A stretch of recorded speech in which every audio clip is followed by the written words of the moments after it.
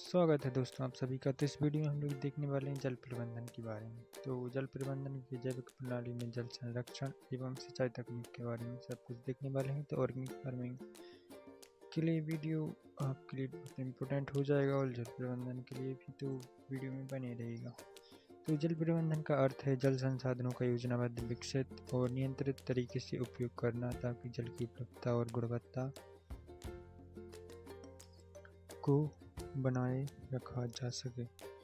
यह वर्तमान और भविष्य की पीढ़ियों के लिए पानी की स्थिरता सुनिश्चित करने के लिए महत्वपूर्ण है। इसके मुख्य घटक तो जल संरक्षण, जल के अपव्यय को रोकना और उपयोग में दक्षता लाना। जल भंडारण, वर्षा जल संचयन और अन्य माध्यमों से जल को संग्रहित करना जैसे खडीन टाँके। वितरण और उपयोग को आवश्यकता अनुसार वितरित करना और कृषि उद्योग तथा घरेलू उपयोग में उसकी दक्षता बढ़ाना। जल गुणवत्ता, जल प्रदूषण को नियंत्रित करना और जल गुणवत्ता की सुनिश्चित करना।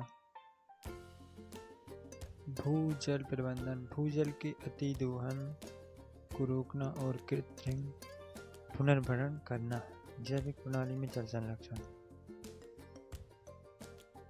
तो जैविक या प्राकृतिक कृषि पद्धतियाँ जल संरक्षण में महत्वपूर्ण भूमिका निभाती हैं क्योंकि वे मिट्टी की जल धारण क्षमता को बढ़ाती हैं और वाष्पीकरण के नुकसान को कम करती हैं। इसके कुछ प्रमुख तरीके तो जैविक अवशेषों का उपयोग, मिट्टी में कंपोस्ट, गोबर की खाद और हरी खाद जैसे जैविक पदार्थ मिलाने से मिट्टी की संरचना सुधरती है जिससे वह अधिक नमी को रोक सकती है। उसके बाद आ जाता है मल्चिंग, तो खेतों में फसलों के अवशेष, पुआल या प्लास्टिक सील की एक परत बिछाना मल्चिंग कहलाता है। लाभ, यह मिट्टी की नमी को बनाए रखता है, सीधे सूर्य की रोशनी से पानी का वाष्पीकरण कम करता है और खरपतवारों को नियंत्रित रखता है।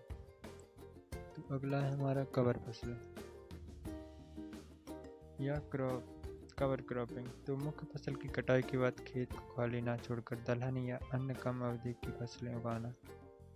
लाभ, ये मिट्टी को सीधा धूप से बचाती हैं, मिट्टी के कटाव, सॉइल एरोशन को रोकती हैं और मिट्टी में नमी बनाए रखने में मदद करती हैं।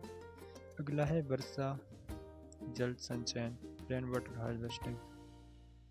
मेड़बंदी, खेत, तालाब और चेक डैम जैसी संरचनाओं का निर्माण करके वर्षा के पानी को इकट्ठा करना और इसे भूजल पुनर्भरण के लिए उपयोग करना। 5वां है ऑफ सीजन जुताई, मानसून से पहले गहरी जुताई करने से मिट्टी की जल अवशोषण क्षमता बढ़ती है जिससे वर्षा का पानी बेहतर ढंग से मिट्टी में समा जाता है।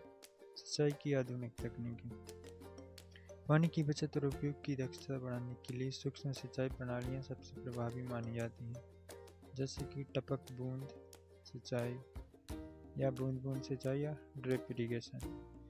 पर आप लोग देख सकते हैं। तो इसका विवरण, इस विधि में एक पाइप नेटवर्क का उपयोग करके पानी को बूंद बूंद करके सीधे पौधों की जड़ क्षेत्र में पहुँचाया जाता है। लाभ, जल बचत, पारंपरिक सतही सिंचाई तुलना में 30 से 70% तक पानी की बचत। इसकी दक्षता, तो जल उपयोग दक्षता बहुत अधिक होती है। और फर्टिगेशन, उर्वरकों को पानी के साथ मिलाकर सीधे जड़ों तक पहुंचाया जा सकता है जिससे उनकी दक्षता भी बढ़ती है। उपयोग, फल, सब्जियां और बागवानी फसलों के लिए आदर्श। अगला है हमारे फव्वारा या छिड़काव सिंचाई, स्प्रिंकलर से जो की जाती है इसमें पर आप देख सकते हैं। इसका विवरण, इस प्रणाली में पाइपों और नोजल के माध्यम से पानी को वर्षा की बूंदों की तरह फसल पर छिड़का जाता है। लाभ, जल बचत, सतही सिंचाई की तुलना में 25 से 35% जल की बचत। समान वितरण, तो पूरे खेत में पानी का वितरण समान रूप से होता है। उपयोग, यह असमान भूभागों और कम जल स्रोत वाले क्षेत्रों के लिए उपयुक्त है। इसका उपयोग फसलों को पाले से बचाने के लिए भी किया जाता है। अन्य तरीके जैसे खडीन राजस्थान की एक पारंपरिक जल संचयन विधि जिसमें ढलान वाली भूमि के नीचे मिट्टी की मेड़ बनाकर वर्षा जल को इकट्ठा किया जाता है। एंड अगला हाइड्रोपोनिक्स, मिट्टी के बिना केवल पानी और पोषक तत्वों के घोल में फसलें उगाना। यह तकनीक बहुत कम पानी का उपयोग करती है, इससे हम लोग हाइड्रोपोनिक्स होते हैं। और तो इस वीडियो में हम लोग देख चुके हैं दोस्तों जल प्रबंधन को, और ऑर्गेनिक फार्मिंग का किसी भी टॉपिक पर वीडियो चाहिए तो आप लोग कमेंट कर सकते हैं। सही वीडियो आपको प्ले लिस्ट में जाकर मिल जाएंगे तो आप लोग देख सकते हैं, नोट्स के साथ मिल जाएंगे, और PDF चाहिए तो आप लोग कमेंट कर सकते हैं।